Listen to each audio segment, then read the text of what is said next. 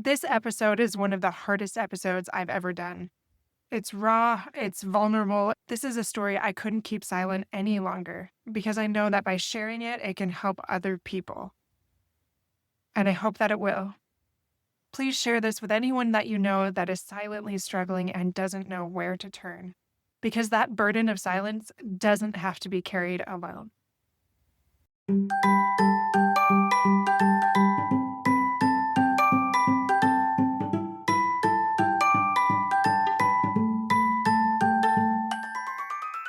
Hey parents, welcome to Fulfillment Therapy. Do you want to raise your kids better and have a stronger marriage? Are you up late at night researching marriage and parenting tools and self-care tips? Do you start each day hoping for deeper connections and less chaos, but it ends with family arguments and going 12 different directions again? My name's Kendra, wife, mom, therapist, and growth enthusiast. It wasn't until I discovered how to fulfill my unmet needs that I was finally able to show up as my best self as a spouse and parent. I realized that by meeting my needs, I could more fully meet the needs of my family with more energy and less resentment. In this podcast, I teach parents skills like boundary setting, prioritizing personal needs, communication, and claiming ownership.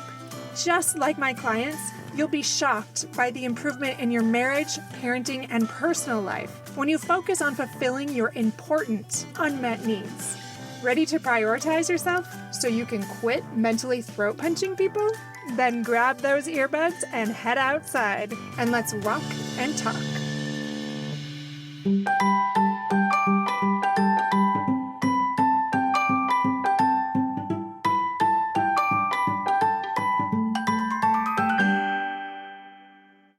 Hello, everybody. This podcast is, you can maybe hear it in my voice. My throat's actually closing. I can't believe this. I was telling our guest today that I'm nervous, and I have not been nervous since maybe my very first episode. But the reason I'm nervous is what you're about to hear today is a personal story. I've never done this on my podcast, and we were just talking, and I'm going to actually share my personal story here in a couple episodes. Oof, my throat's closing as I'm speaking. But I think one thing that is not addressed enough in this field is the very realness of this problem, what it does to the addicts and the compulsive people and what it does to their loved ones and families. And I had this opportunity to bring to you guys a very intense and real story that altered the course of people's lives forever. And she's going to share it with us for the first time. She's never shared this with people. And now she's sharing it in one of the biggest ways possible, which I just honor that so much because no, you're not alone. What this did to my family was life altering, to say the least, myself included in that. And as we dive into your story, I just want all the listeners to understand if this is heavy, if this is going to trigger you, maybe skip the episode because we're going to talk about the very real aspects of this. Can you talk to us about the situation at hand and give us a little idea as to why you're sharing what you're sharing today? Yeah, just like you, first of all, I appreciate how you introduced this, but it's a very difficult one for me as well. I am a therapist. I'm very rarely triggered these days. I'm very rarely nervous as a podcaster. My heart's racing really fast, feeling really vulnerable in ways that I haven't in a very long time. Because, like you said, this is my first time publicly sharing this, and I have been a podcaster for 2 years, a therapist for even longer. I'm not afraid to share hard things, but this is like next level hard. This is so raw and vulnerable in a way that people that have not experienced this probably can't understand. Mm-hmm. So, just a brief synopsis. I'll let you ask questions where you want to, but I guess essentially you could say pornography killed my dad. And I know that's a big statement, and I'll explain more to that in a little bit. I don't even know how much, Roland, but when I was 5 years old, I was pretty young, but the results of this lasted for decades. Honestly, they're still happening. But my dad went missing for, I think it was about a week. We lived in a small community and they couldn't find his body. There's a big search for him. Everybody was looking. A lot of rumors were flying. Everything was happening. Just chaotic. I remember pretty vividly police visiting the home on and off, reporting any findings. My mom just being obviously very distraught. There were 6 kids in my family at the time, young, and varying levels of confusion, what was going on, not a lot of explanation. And they did eventually find his body, yeah, about a week later. And it was summertime. It was, this is not an easy story, Roland, but my mom found out during that time that she was pregnant, 7 kids. She didn't have a degree. She didn't have education. There's a lot of debt. It was just a really hard time for my mom. And now as a parent, I really empathize with her. Anyway, I'll just tell my story and then we can fill in the gaps with the other part. I was never told how he died. I knew it was very shameful. And I was young at the time, yes, but this, like I said, I felt like it became an orphan overnight. My mom went into understandably pretty deep depression and was newly pregnant. No family around, very small community responding in various ways. And everybody for years and years asking me details of his death. And I didn't know what to say. All I knew, it was a shameful thing and nobody would talk about it. Closed caskets, no explanations, no way to grieve, no adults to comfort me. Very hard. Every one of my siblings handled it in very different ways. Those repercussions are the reason I became a therapist, because just learning how we all process trauma and how we, because of that event, became trauma magnets in a sense because of those experiences, that trauma that honestly was generational. That started with my dad, not even him, his parents, his grandparents, that they didn't know how to work through or maybe just chose not to work through. And that continues to affect, unfortunately, even my own children. And I'm really trying hard to break those patterns. That's a portion of my story that I almost didn't tell anything. At the same time, you also told us everything. There's a lot of directions to go here. I think the ones that I would love to prioritize first would be what was going on for you and what was going on for your father. I think that's the highlight. I think that's the thing I would love to just get right to is, to me, those are the most important things. What this did to your reality and what his reality was at the time. Can I ask how much you know about what was going on with his mental health? My guess is probably not a lot. Has anything come to light since then and now around what he was dealing with and for how long? I didn't find out till I was in college, actually. Really? And my Okay. brother-in-law told me. My older siblings were told bits and pieces. Like I said, all of us responded in different ways. Some of them really were looking for answers. But I felt it's still so complicated. You see those movies and you're like, of course you want to know all the answers. But it felt so heavy and scary and dark that I was afraid to know all the answers. Mhm. So I didn't seek them the way maybe some of them did. And that still surprises me. But I have asked questions since then. I'm curious because you're a therapist. And so the cool thing is you can speculate probably better than other people could speculate about his inner world. I guess kind of 2 questions. From what you remember, what did you feel and see at the time before this happened? Were you able to experience some of the shame that was going on inside of him? No, I think I was too young then, but getting the after story is more mine. And I remember somebody telling me like, oh, you were too young. It didn't impact you.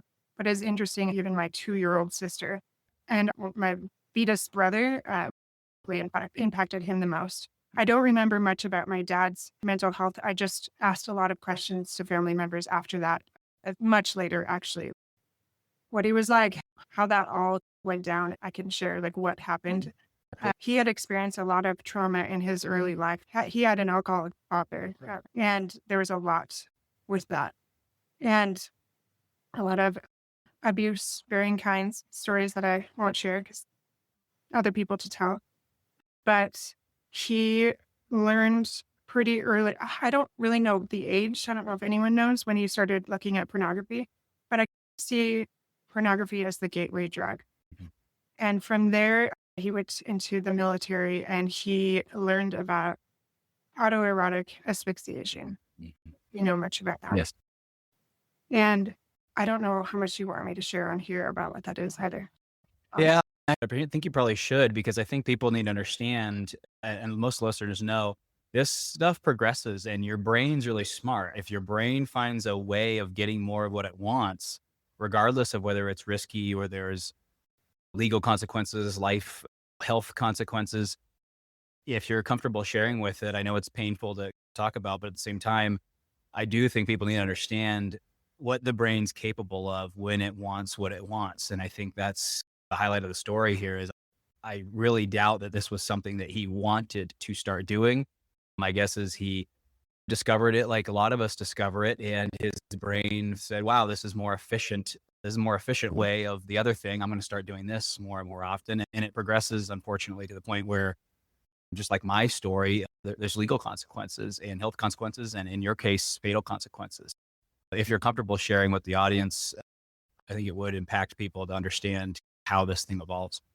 Yeah, absolutely. I had no idea what that was, first of all, and I didn't even really get details until college, like I talked about. And then it was very confusing because I think I grew up thinking it was inevitable, his death. And then I realized that this was a choice.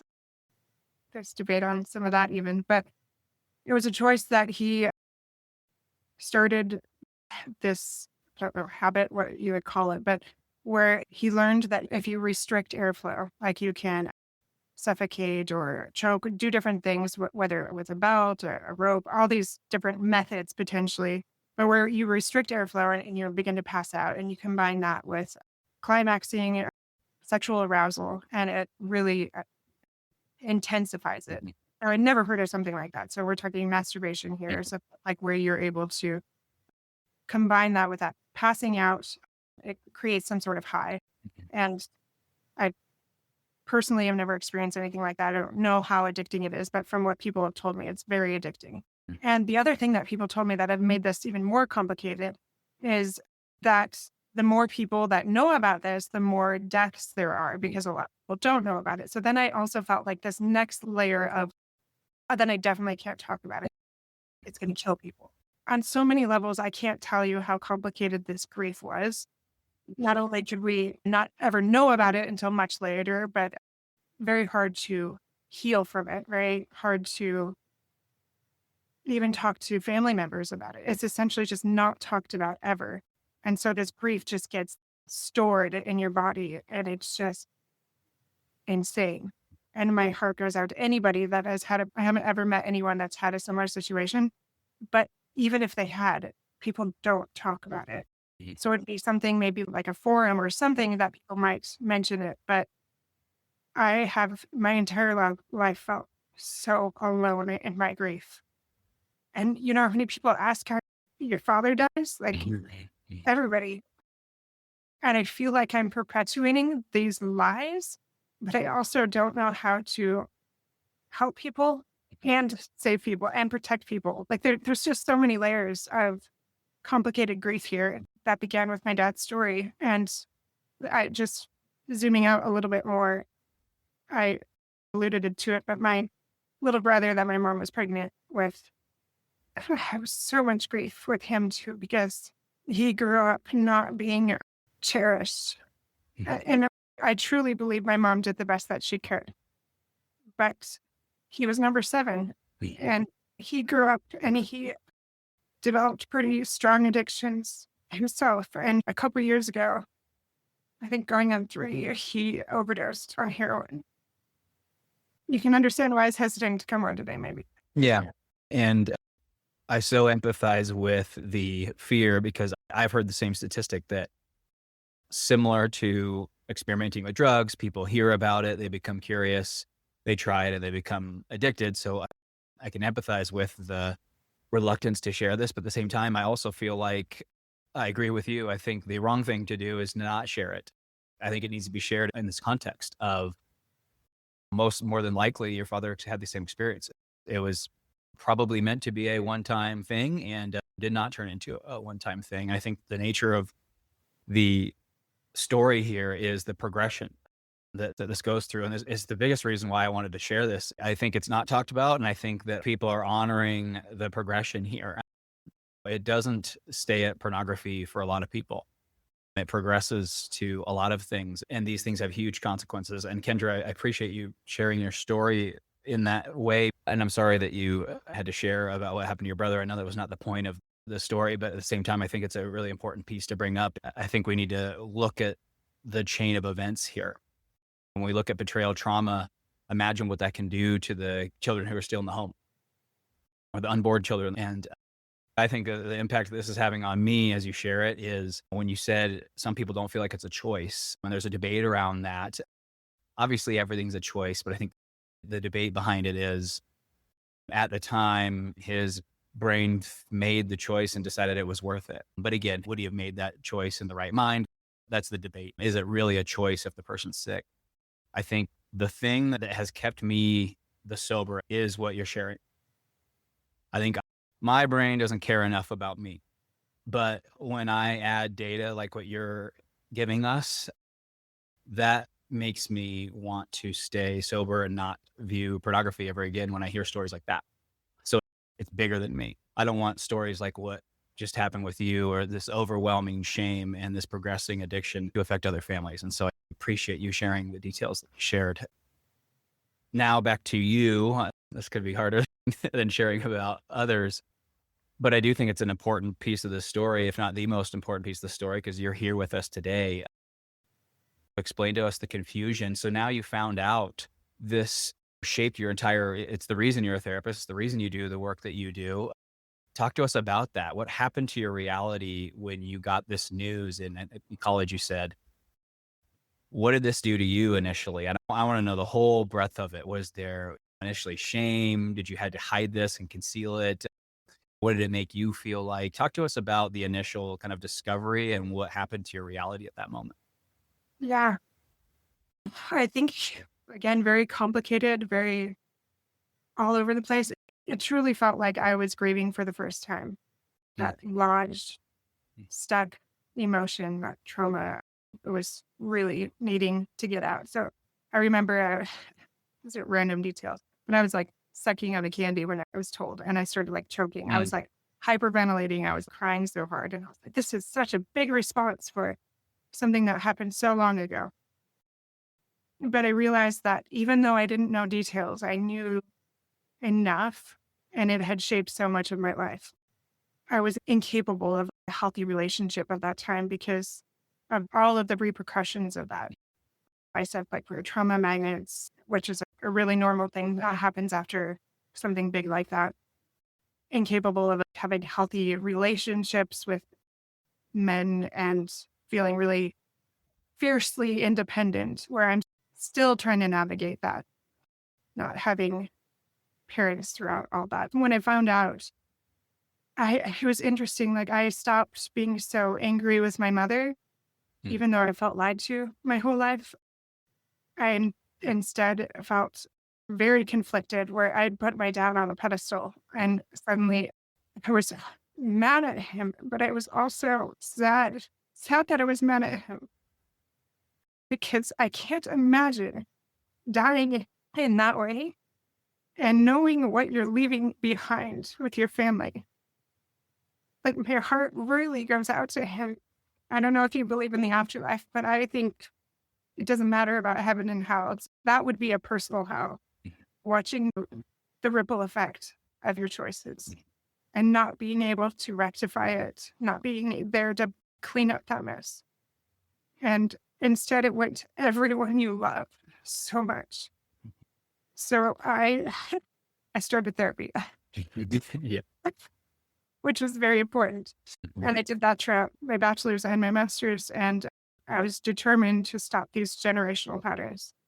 And now there's a lot of addictions that are culturally acceptable. Yes. And mine was productivity and high performing. Still is. I have to be very careful of that.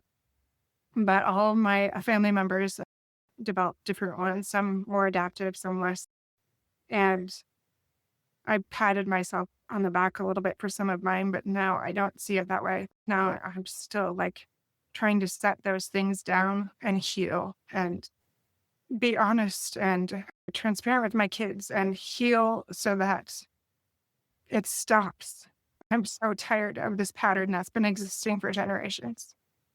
So that's what I'm doing. And I don't always win, honestly, Roland. I'm trying, but hopefully my dad sees the work that I'm doing and that it matters. Mhm. Yeah, it's a powerful why. I'm sure everybody listening to this can feel the impact of this. Before I got into this space, I was extremely influential in multiple industries, very good at climbing the ladder and putting myself in positions of power and influence. Facebook shares with this account, and some of them have followed me. Now they have discovered all of this. In the beginning, it was hard for me because I'm battling egoic things of my own. What are they thinking of me now? Am I going to be able to speak on stage anymore now that people know what I did to my wife? So there's that internal conflict. But just like you, what matters most to me now is making sure this happens to nobody else. If I could prevent this from happening to one young man, that would be enough for me. Just one young man, that would be enough, because I don't know if I'll ever be able to escape it. It's taking all hands on deck, and I'm just haunted by this chain of events that happened in my life and what it's happening. So I just want to honor you for taking the time to do this, because I know it's having an effect. What did this do to your view of sex and sexuality? I'm very curious what through that time, was it healthy? Was it unhealthy? Have you done a lot of work on that? I'm really curious what, as a female, how this impacted you. And I want to know two parts to the answer. I want to know back then and how your brain was dealing with it. And then I also want to know now, what's this done to your why and your outlook now when it comes to porn, sex, and the sexualized female? Absolutely. Great questions. And I didn't even expect to go there, but it is a big part of the story. Growing up, I really struggled ever having a healthy relationship with any men. I don't even know how many guys I made out with, but luckily it stopped there. Again, my own personal beliefs. I believe in the afterlife and I believe in like protection. I think I was massively protected. I don't know how I was protected from things, but I was in situations over and over again that I should have been raped. Mhm. Do not know how I escaped it, but not everyone that I loved did. And anyway, so yes, just very unfortunate situations because I was trying to heal. I was trying to gain connection. I was trying to put that missing puzzle piece back. And I didn't know how to get it because nobody was guiding me. So I was left to flounder and figure it out myself. Without people knowing, I became very private because that's how my family handled it, at least in our big thing, especially. And I guess I just didn't know what I didn't know. Just felt like a lot of complex grief. And I was sexually abused right after my dad's death, too, which is a whole nother terrible thing because I was grieving and having an easy target. So that also added layers to it as well. But fast forward to college, and then I was married, I think around mid-20s. And I didn't even realize it took me a long time to realize how much I was dissociating. And for those of you that don't know what that looks like, it's often staring off into space. It's having that far off look. It's not blinking much. It's just checking out, like talking very slowly or not talking much at all. That's what it looks like maybe to other people. And I realized that I was totally dissociating during intimacy. I was not able to enjoy it. Didn't climax for 10 years. It was very complicated. I thought it was normal. I didn't even understand that there was a lot of layers there. So I am still trying to pick up those pieces and unravel them a little bit more and communicating through all those things, talking to him. And luckily I married a therapist. He was not a therapist at the time, but very good at talking through things, listening, like really helping me. But it just hurts me that he has to, I don't want to say deal with that, but somewhat deal with that when that was all my side of the street. I hoped it would all be resolved before I got married, but these things can take decades. Yeah, the result is a very broken person because of that broken little girl. Mhm. And therapy really helps, but sometimes it's frustrating how slow that process is You're sad. What's so sad about it? about being broken for generations. That didn't fit my fairy tale of going into the mental health field, getting all this therapy done, getting educated, doing all the hard stuff. Remember, I told you I'm really productive. I'm a high performer.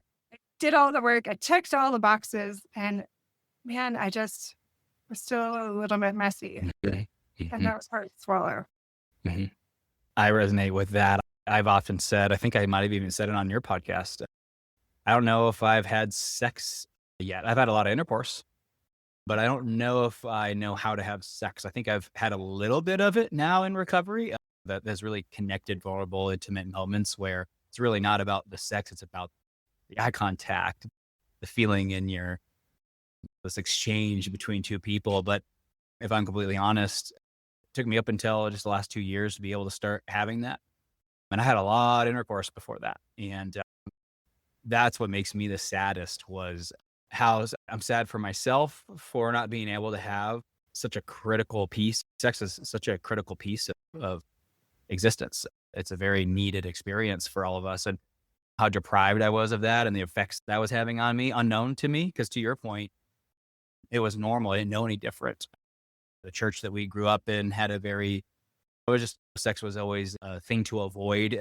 And so I'd actually grown quite scared of sex. I didn't want to get anybody pregnant. I was just like, man, I'm just going to not have it at all. It sounds like a very complicated thing.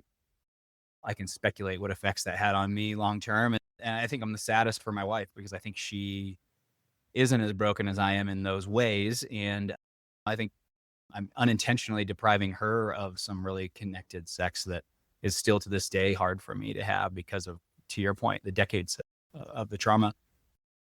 So if you don't mind, can we talk a little bit about, if you're okay with it, zooming out of I just don't know if you have the capabilities of doing this, so I'm going to ask your permission. Zooming out a little bit and almost speaking about this as if it's not your dad and family. I know that can be hard to do, but just speculating as a therapist, like what was going on in his inner world. And this probably will make you emotional. And if you need breaks, we can take breaks. I know when I talk about my father's, I would say pornography killed my dad in a different way. He didn't have, but he could not go on his Mormon mission, and he kept wanting to go. And then when we all graduated college, he wanted to go. And my dad's coping mechanism was eating. He had 7 heart attacks. It was the 7th that killed him. The constant being untemple worthy, the shame around everybody going, my mom having to go alone. He chose eating. And my mom read my book and she sent me an email, and sorry, it's hard for me to talk about.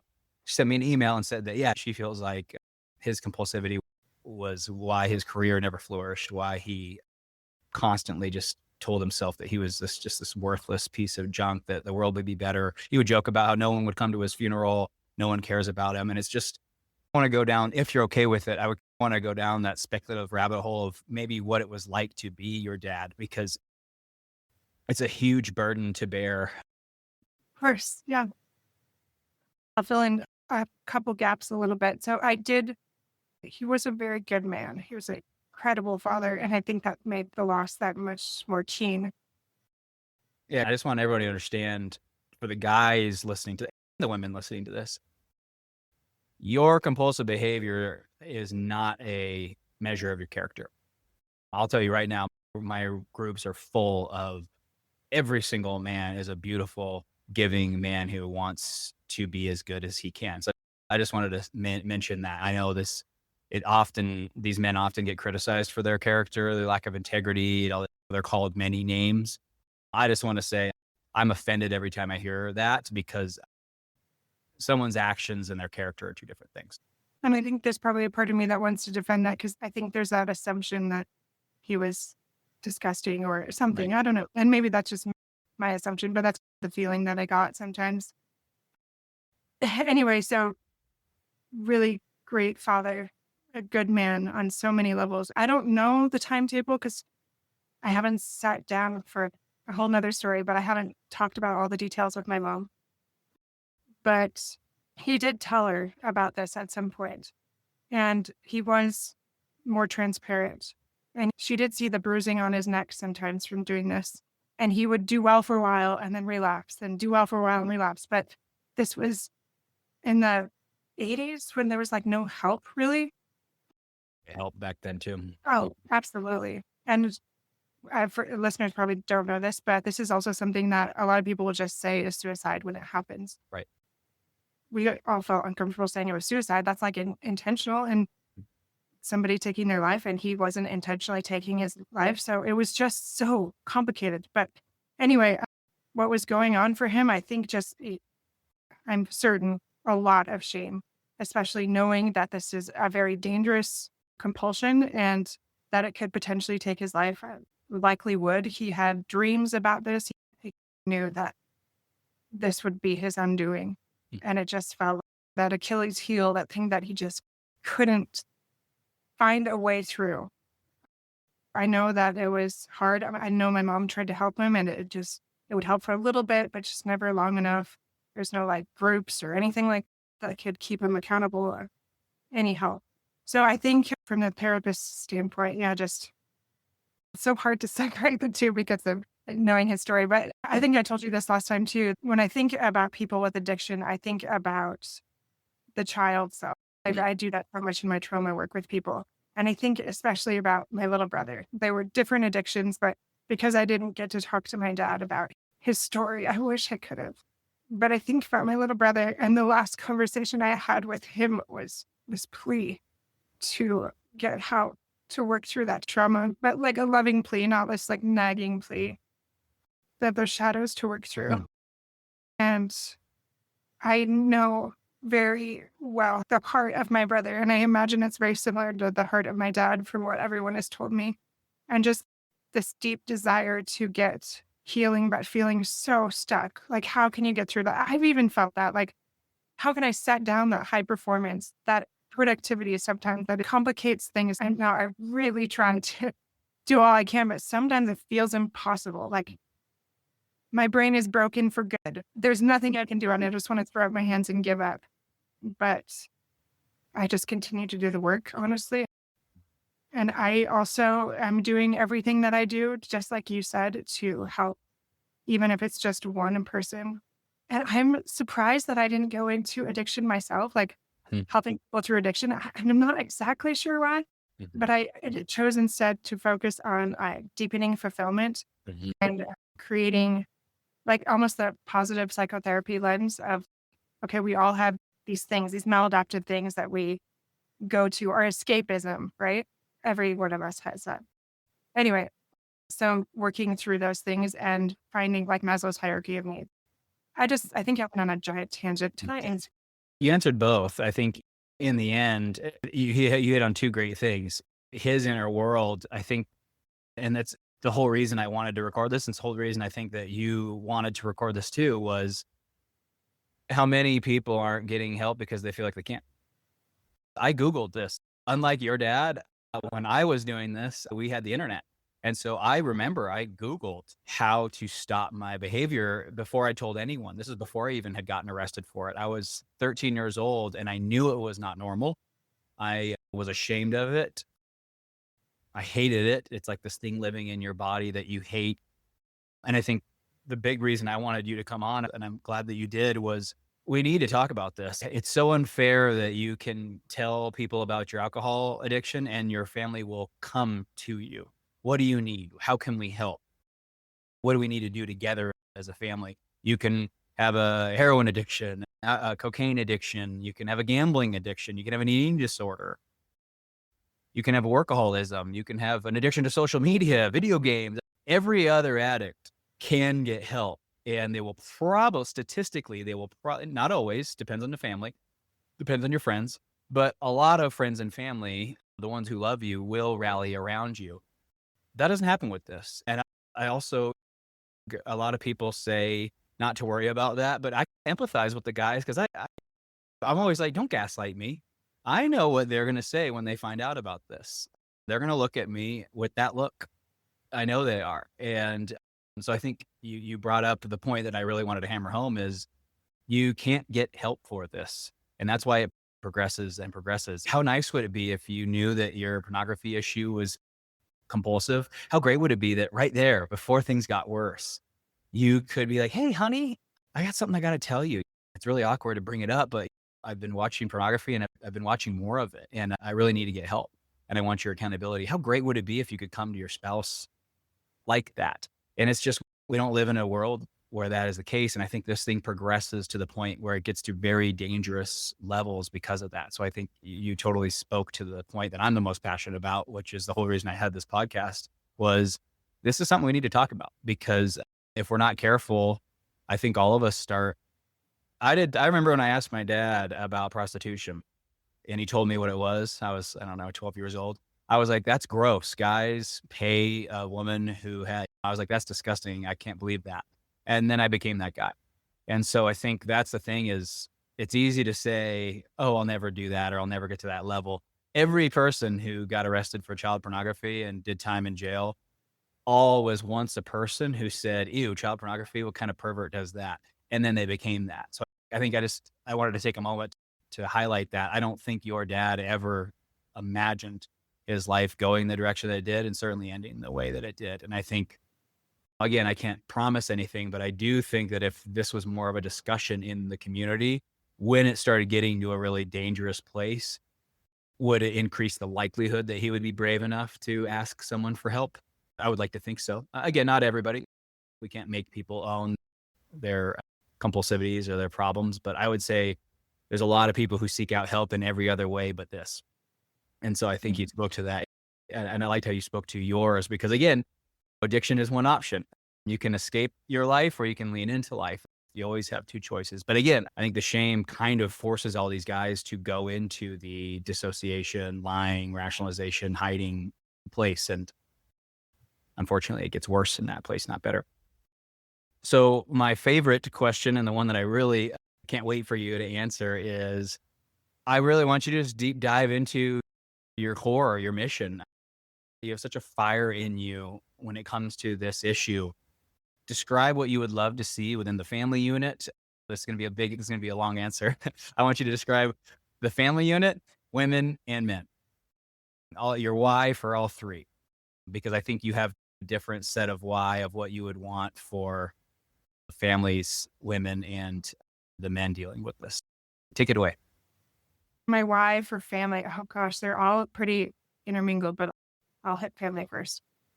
Again, going back to that child, I think it's easiest to picture my little brother, those children that felt so alone, so broken, confused.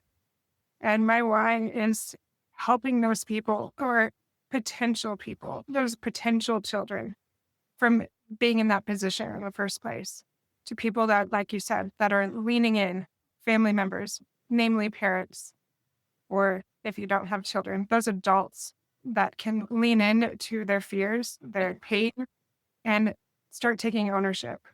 Because this really comes down to ownership. Are we going to stay victims, or are we going to keep pointing the fingers, like me, maybe at my dad, at my mom for not being transparent, at my siblings for not understanding my story, whoever it might be? Am I going to keep pointing those fingers? My husband for not understanding enough? Or am I going to decide I can only change myself? And what does that mean? And maybe it's not coming fast enough. Whether you're a listener that's considering therapy, or maybe you're just too mortified to do that. The beautiful thing is now you can do it all in your home. You don't even have to leave. Nobody has to know. You can do it from somebody completely out of your county, whatever you want. If it's important to you, you'll find a way. If not, you'll find an excuse. Mm-hmm. And that is so tied to my why for both family, women and men. And I'll speak a little bit more to each one, but I want to help those families. I want to help those kids that if their parents don't get help, that they will be the casualty. And I know, Roland, you see this even affecting your kids even after you get help. But I know that what I have done or haven't done has already affected my kids. It is still not fully healed. So I know it's not going to completely go away, but there's more work to be done if we want to help our kids thrive, if we want to have greater fulfillment, if we want to deepen that level of connection and joy and happiness. It comes from leaning in, it comes from progress, and progress is not stagnant, not being complacent.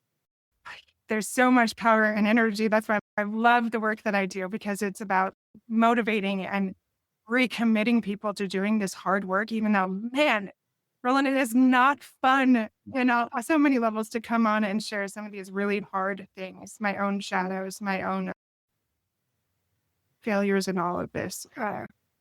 But it's also so much better than maybe working in a cubicle doing something. Yeah. What I heard there was really trying to not judge things or place things on hierarchies. I think the danger of, and it's so easy to do as a parent. Oh my gosh, my daughter's 6 and I catch myself every night with some stupid thing that I said that I'm like, oh my gosh, I just created a hierarchy for her. What I mean by hierarchies for the audience listening is goods, bads, better, worse. I think as society, we rank problems. And I think that's a very dangerous thing that we should not do around our kids, because we are essentially, I know you're trying to tell a kid, oh, wow, this is really bad. The problem with introducing a hierarchy to your children is they start struggling with some of those higher echelon problems. You just decrease the likelihood of them feeling safe to bring, because as they grew up, they constantly heard from their parents, oh, the bad people do these things. What if they start inching towards some of that? How honest are they going to be with you? How safe are they going to feel? Or are they going to hide it? So that was what I heard when you were sharing that. Is I try to tell my daughter, I don't care. To me, a lot of the guys who are making tons of money, 99 out of 100 of them are making it as a compensation strategy. So to me, I don't care what you're doing. I don't care if it's sexual. I don't care if it's narcotics. To me, if you're violating self in any realm of that, I don't want that to be on any hierarchy, because I think the hierarchies just introduce shame. They introduce procrastination. It introduce putting things off, sweeping it under the rug. I think if we just get any maladaptive behavior on at any scale, smaller, bigger, more disruptive, less disruptive, I think if all problems are equal, I think it's just going to be a lot safer place for our kids to reach out for help when they don't feel like they know something. On to the next one. What about women? What would you say to women through this? Because women are definitely affected by this in our world in a little bit of a different way. They struggle with this compulsivity and addiction as well. So this is not a men problem. There's tons of women struggling with sex, love, and porn addiction. But what's your message to women with all of this? Because I would definitely say we live in a world where, unfortunately, they have been turned into objects of pleasure. There's so much I could say to that too. I'll try to keep it brief. Most of the women that I work with, it's more betrayal trauma that they are navigating and working through.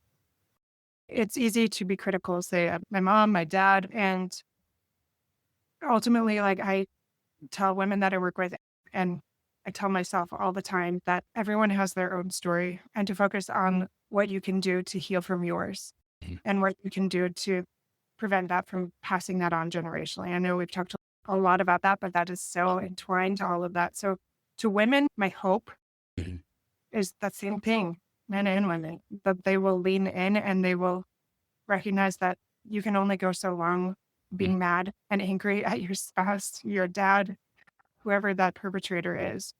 And instead take a hard look at yourself. What am I escaping from, and how do I do it? And how does it affect my loved ones? You know, talk a lot about compulsions, but I think I was really blind to mine for a long time, and that kept me stuck.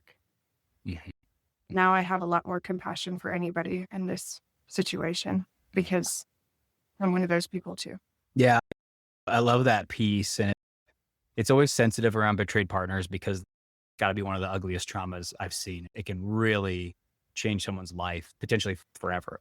And so it's always tough talking about this, because I never want to come off unempathetic. But to your point, that's the tough thing about the past. And that's the challenge with trauma. Trauma is yesterday, today, and tomorrow. Yeah, I feel for these women, because we don't want this to define us.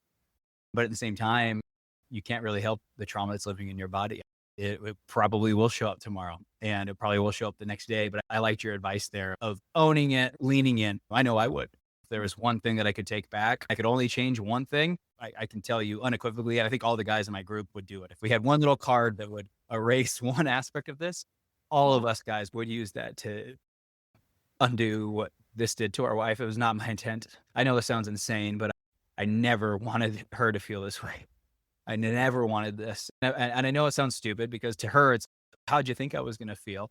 I know, but in the moment, I wasn't thinking about that. I've been struggling with this since I was 10 years old. And to me, I was treading water. I was drowning on my own. I didn't have time to think about anybody else. I was obsessed with me. Who's going to care about me? What are people going to think about me? And I think that's what you're talking about is if we can find some human empathy here for just the humanity and all of it. It's sad for so many people. And I think that's why my wife is doing so well with this is she's done the same thing that you chose to do. She's sad for everyone. She's sad for little Roland. She's sad for current Roland. She's sad for future Roland. She's sad for little her, current her, future, for the women that I abused through this and used for self-gain. She's sad for all the other women that are getting abused by the other men caught up in this. And I think her sadness for everyone and everything is why she's in such great recovery now. What am I going to do? Am I going to just cry all day long, or am I going to do my part to make sure that this comes to an end? And that's what she's almost done. She's going to her residency actually the day after tomorrow. So she'll be a licensed marriage and family therapist, but I just love that. And then lastly, what would you say to the men? I think a lot of men downplay, probably your father, downplayed and tried to ignore the burden. I know I did. It's insane to think about, but I didn't want to have this problem. And so I just pretended like I didn't. What would you say to the men dealing with this so that it doesn't get to a point where they're starting to cross lines that can't be undone? Going back to Maslow's hierarchy of needs, it's hard to move out into that greater fulfillment and happiness and joy unless you have worked through those key things. And you can't bypass this. There's no shortcut. It is doing that deep work. And I think, unfortunately, for men, it's often so much harder because there's that stigma of feeling your feelings and diving into those emotions and therapy. All of these things are hard for a lot of men. I love working with men for that reason because I'm like, good for you. Way to break through that. But not thinking you can bypass that, like jumping into that hard work. You mentioned your wife, how she has been able to do that, how she has this compassion now for that child Roland and that current Roland and herself. I think that is a key important part, speaking to men and women, that we often go quickly to, hey, let's get therapy, let's get help, let's do this, let's do this. But unless you can get to that part where you really sit in that, those things that you have been running from for so long, to have that compassion for first and foremost yourself, like it starts with your child self, that validation, that self-compassion, really feel that on, like I did it through EMDR, but you can do it many different ways. It wasn't until I could truly, honestly do that, that you can move on to giving that to other people and you can really do deep healing. So I'd say for men especially, don't run from your fears of feelings, emotional intelligence, that growth, because it's going to be uncomfortable, but you're going to be such a better human and better parent and spouse by leaning into that. I think that's why this is so painful is what being discovered does is it forces, I really believe this, it forces the wife and the husband, whether for everybody listening to this, even if you're making the divorce decision or your wife has decided to leave you, do not think that you're off the hook for doing the work. And for her, don't think that she's off the hook for doing the work. I think what this forced my wife and I to do, it's always painful to get this out of your mouth and say, this is the best thing that ever happened to us because, oh my gosh, the ugliness, like, how can you ever say that? But at the same time, the people we've been forced to become. And what I mean by forced is when this happens, you are pulled out of the matrix of, oh, everything's perfect. And oh, it's great. We're just going to keep upgrading our cars and upgrading our houses and upgrading our vacations. And our kids are going to bring their grandkids. And we all buy into that narrative. But, you know, what this world's full of a lot of people who have been hurt in a lot of different ways. And you have to face it. And I think the tough thing about this, it's like, here you already have this betrayal. And then you pour a bunch of gasoline on it. It's, oh, by the way, this is going to resurface every problem you've ever had in your life. But like I said, I think I'm glad you went there because I think the couples that choose not to accept that challenge of this to-do list that is, gosh, it seems like it just grows every day and It grows faster than it shrinks. But I think to your point, you have two options. If you look at that and you don't want to do it, I would just brace yourself for whatever that's going to be. I don't know how it's going to end for you. I think to me, you only have one choice. And that's why I say forces couples. It forces you to deal with all of it. And what I would say off the back of that is if you have been affected by this, I know it doesn't feel like it now, but it will be a gift. I promise you. For those of you who do the work, you will see a level of truth in yourself and the world. And once you see it, you'll think, man, I almost went a whole life without knowing this. Oh my gosh, what a tragedy. Would I've even lived? That's what I asked myself. I thought I was living my life. That wasn't living. I was living in my life. This is actually living my life. Thanks for coming today. Oh my gosh. How was this for you? Are you okay? Yes, I get all red and sloshy when I get really emotional, which almost never happens anymore. So yeah, this was an emotional workout. I wasn't sure if I was ready for it, but it was really healing. And just like you're talking about with those that are leading in to do this work, like I think you mentioned this to me once before. I'd heard it already, but the opposite of addiction is connection. Right. There's just so much more fulfillment and joy and beauty that comes from leaning in, sometimes diving in to something that is really hard. And Roland, you allowed me to come to this space where it was something very hard, very dark. It has been for a lot of years of my life, this particular subject. And I know I'm speaking to it as the child of somebody that was struggling, but it's like a family affair, right? So thank you for allowing me to speak to something that I've been too afraid to speak to yet. One more plug there for any of you who haven't seen the Intimacy Pyramid from Dan Drake and the Rab Smiths brought it. I don't know if you've seen that, but you need all of those elements in that order to have an intimate connection. And again, we're not talking about sexual. That's just an intimate connection between you and I. And vulnerability is, I think, second to the top. And if you aren't being truly vulnerable with people, can you experience intimate connections with them? And I think that's what I have learned about having this podcast and having to share some of the most humiliating things that I've ever had in my life. It's opened up this cool portal to having a relationship with all people that I just simply couldn't have had before. And so I thank you for that, because that was what this was an example of today. Was I'm not going to be scared of humans anymore. If they want to judge me, that's their choice, but I'm not going to be scared of their judgment anymore, because the only person who pays the price for that is you and me.